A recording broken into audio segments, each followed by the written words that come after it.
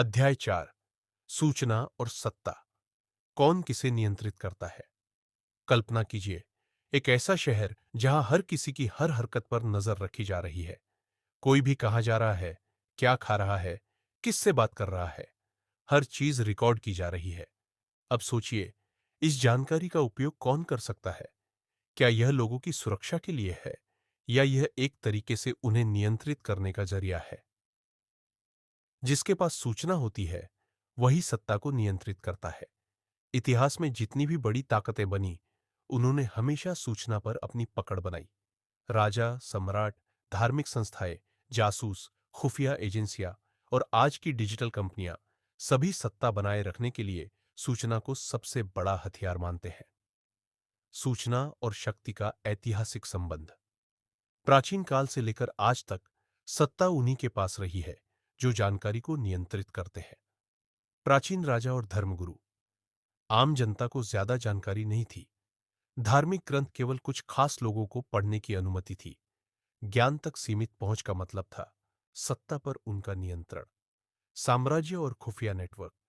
एक अच्छा राजा केवल युद्ध में जीतकर ताकतवर नहीं बनता, बल्कि वह अपने दुश्मनों के बारे में पहले से जानकारी रखता है। आधुनिक दुनिया में सरकारें और कंपनियां। आज सरकारें और टेक कंपनियां जानकारी इकट्ठा करके इसे अपनी शक्ति बढ़ाने के लिए इस्तेमाल कर रही है। अगर आप सोचते हैं कि केवल सैन्य शक्ति से देश चलते हैं, तो आप गलत हैं। सबसे बड़ा हथियार सूचना है। भारतीय संदर्भ। चाणक्य की गुप्तचर प्रणाली। अगर कोई व्यक्ति सत्ता और सूचना के गहरे संबंध को समझता था, तो वह थे आचार्य चाणक्य। चंद्रगुप्त मौर्य के साम्राज्य की नींव केवल तलवारों से नहीं रखी गई थी, बल्कि यह एक मजबूत खुफिया नेटवर्क पर आधारित थी। चाणक्य ने व्यापारियों, साधुओं, सैनिकों और आम नागरिकों के बीच जासूसों को नियुक्त किया। ये जासूस साम्राज्य के हर कोने से राजा तक गुप्त सूचना पहुंचाते थे। उन्होंने जानकारी के आधार पर भविष्यवाणी की, दुश्मनों की योजनाओं का पहले से अंदाजा लगाया और सही समय पर कार्यवाही की।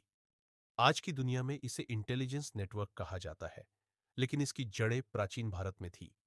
चाणक्य जानते थे, जिसे सही जानकारी पहले मिलती है, वही युद्ध से पहले जीत जाता है। आधुनिक समय में सूचना का नियंत्रण। डिजिटल युग में सत्ता का नया रूप। अब सोचिए, आज की दुनिया में कौन सबसे ज्यादा ताकतवर है।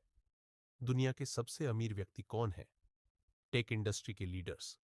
दुनिया की सबसे शक्तिशाली सरकारें कौन सी है, वे जो डेटा को नियंत्रित करती है। कौन तय करता है कि आप सोशल मीडिया पर क्या देखेंगे। एल्गोरिदम। आज सत्ता उन्हीं के पास है जो डेटा को इकट्ठा और नियंत्रित कर सकते हैं। हर बार जब आप गूगल पर कुछ सर्च करते हैं, कोई नया ऐप डाउनलोड करते हैं, सोशल मीडिया पर किसी पोस्ट को लाइक करते हैं, आप जानकारी छोड़ रहे होते हैं। लेकिन यह जानकारी किसके पास जा रही है। क्या हम सच में आजाद हैं, या हम सूचना के गुलाम बन रहे हैं। अगर आप सोचते हैं कि आप जो भी ऑनलाइन देखते हैं वह पूरी तरह से आपकी पसंद है, तो फिर से सोचिए। आपने कभी गौर किया है कि जब आप किसी प्रोडक्ट के बारे में सोचते हैं, तो कुछ ही मिनटों में उसका विज्ञापन आपके फोन पर दिखने लगता है। क्या आपको लगता है कि सोशल मीडिया पर आपके सामने आने वाली हर खबर सही और निष्पक्ष है। क्या आपको यह महसूस होता है कि आपकी पसंद नापसंद, राजनीतिक विचारधारा और खरीदारी के निर्णय आपके खुद के हैं, या किसी और ने इसे धीरे धीरे आपके दिमाग में डाला है। आपका हर डिजिटल कदम रिकॉर्ड किया जा रहा है। जब आप गूगल पर कुछ सर्च करते हैं, तो गूगल इसे सेव करता है। जब आप सोशल मीडिया पर कुछ लाइक करते हैं, तो एल्गोरिदम आपके इंटरेस्ट्स को प्रोफाइल करता है। जब आप किसी वेबसाइट पर जाते हैं, तो वह आपकी गतिविधियों को ट्रैक करती है। अब सोचिए, अगर कोई आपकी सारी ऑनलाइन जानकारी के आधार पर आपकी सोच को नियंत्रित करने लगे, तो क्या आप सच में स्वतंत्र रहेंगे। सूचना कैसे हमारी सोच को बदल सकती है। इतिहास में कई बार ऐसा हुआ जब गलत सूचना का इस्तेमाल करके सत्ता को बनाए रखा गया। ब्रिटिश शासन में प्रोपेगेंडा। भारत में अंग्रेजों ने यह कहानी फैलाई कि भारतीय खुद पर शासन करने के लिए सक्षम नहीं है। यह झूठी सूचना दशकों तक फैलाई गई, ताकि लोग गुलामी को स्वीकार कर लें। नाजी जर्मनी में प्रचार। हिटलर की सरकार ने मीडिया और शिक्षा का इस्तेमाल करके यह साबित किया कि कुछ जातियां दूसरों से श्रेष्ठ है। आधुनिक सोशल मीडिया युद्ध। आज ऑनलाइन प्लेटफॉर्म्स पर झूठी कहानियां फैलाकर लोगों की राय बदली जाती है। चुनाव, विरोध प्रदर्शन, नीतियां, हर चीज को सूचना के जरिए नियंत्रित किया जाता है। अगर आप एक ही तरह की जानकारी बार बार देखते हैं, तो धीरे धीरे आप उसी को सच मानने लगते हैं। यही कारण है कि सत्ता में बैठे लोग यह सुनिश्चित करना चाहते हैं कि आपके पास सिर्फ वही जानकारी पहुंचे जो उन्हें फायदा पहुंचाए। निष्कर्ष। सूचना की ताकत को समझें। सूचना केवल शब्द नहीं है, यह एक हथियार है। यह तलवार से ज्यादा तेज और युद्ध से ज्यादा खतरनाक हो सकती है।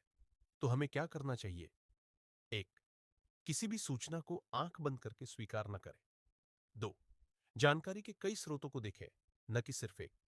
तीन, समझे कि सूचना का नियंत्रण किसके हाथ में है और क्यों। चार, सोशल मीडिया पर जो भी दिखाया जा रहा है, उसे एक सवालिया नजर से देखें।